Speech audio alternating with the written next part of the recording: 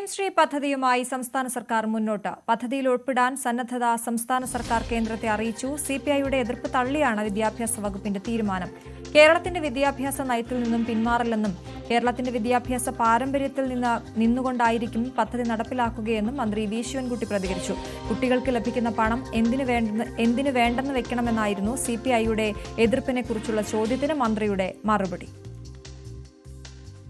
കേന്ദ്ര ഗവൺമെന്റിന്റെ ഫണ്ടാണെങ്കിലും അത് രാജ്യത്തെ എല്ലാവർക്കും അവകാശപ്പെട്ടതാണ്. എന്തെങ്കിലും ഒരു ന്യായം പറഞ്ഞ് ഫണ്ട് എങ്ങനെ വെട്ടിക്കുറയ്ക്കാമെന്നാണ് കേന്ദ്ര ഗവൺമെന്റ് ആലോചിച്ചുകൊണ്ടിരിക്കുന്നത്. നമ്മളെ കുട്ടികൾക്ക് കിട്ടേണ്ട ഫണ്ട് എന്തെങ്കിലും സാങ്കേതികത്വം പറഞ്ഞ് മാറ്റപ്പെടേണ്ട കാര്യമില്ല. അത് ഫണ്ട് വാങ്ങിയിട്ട് കേരളത്തിന്റെ ജനങ്ങൾക്ക് അനുയോജ്യമായിട്ടുള്ള, കേരളത്തിന്റെ സംസ്കാരത്തിന് അനുയോജ്യമായിട്ടുള്ള, കേരളത്തിന്റെ ഒരു വിദ്യാഭ്യാസ പാരമ്പര്യം ഉണ്ട്. ഇടതുപക്ഷ ജനാധിപത്യ മുന്നണിയുടെ പ്രകടനപത്രികയിൽ പറയുന്ന കാര്യങ്ങൾ അതിൽ ഊന്നി നിന്നുകൊണ്ട് ഈ ഫണ്ട് വാങ്ങി ഞാൻ ഈ പറഞ്ഞ വിഭാഗത്തിന്റെ സഹായം ചെയ്യണമെന്നുള്ളതാണ്. അത് പോസിറ്റീവായിട്ട് മാത്രം എടുത്താൽ മതിയാവും. അത് നെഗറ്റീവായിട്ട് എടുക്കേണ്ട കാര്യമില്ലെന്നാണ് എനിക്ക് തോന്നുന്നത്. സെക്രട്ടറി പറഞ്ഞതും ബഹുമാനപ്പെട്ട വിദ്യാഭ്യാസ മന്ത്രി പറഞ്ഞുവെന്ന് നിങ്ങൾ പറഞ്ഞതും ഞാൻ കേട്ട വിഷയമല്ല.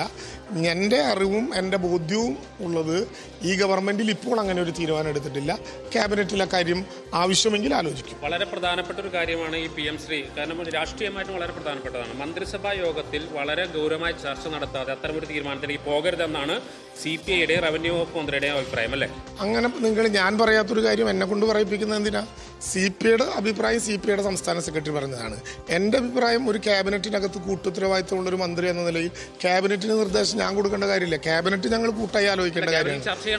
അല്ല, ഞാൻ പറഞ്ഞില്ലല്ലോ, ഞങ്ങൾ അങ്ങനെ ഒരു ചർച്ച ഇതുവരെ ഓപ്പൺ ചെയ്തിട്ടില്ല. ഇപ്പോൾ ഓപ്പൺ ചെയ്തിട്ടില്ല.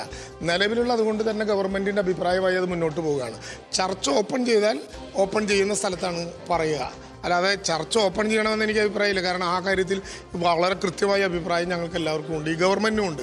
അങ്ങനെ NEP 2020 കൂട്ടിക്കെട്ടാൻ പറ്റുന്നതല്ല നമ്മുടെ ഒരു വിദ്യാഭ്യാസ സമ്പ്രദായം എന്നുള്ളത് കൊണ്ടാണ് അതിനെക്കുറിച്ചുള്ള നമ്മുടെ വിയോജിപ്പുകൾ ഉണ്ടാകുന്നത്.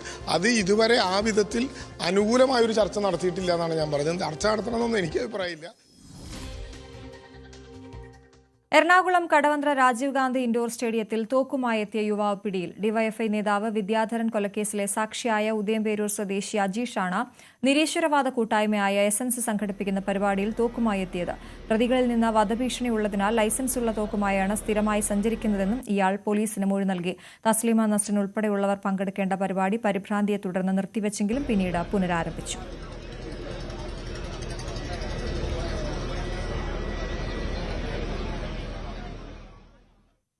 ബീഹാറിൽ ലാലു പ്രസാദ് യാദവിന്റെ വസതിക്ക് മുന്നിൽ നാടകീയ രംഗങ്ങൾ. പണം നൽകാത്തതിനാൽ സീറ്റ് നിഷേധിച്ചുവെന്നാരോപിച്ച മുതിർന്ന നേതാവ് മദൻ ഷാ വസതിക്ക് പുറത്ത് റോഡിൽ കിടന്ന് പ്രതിഷേധിക്കുകയും പൊട്ടിക്കരയുകയും ചെയ്തു.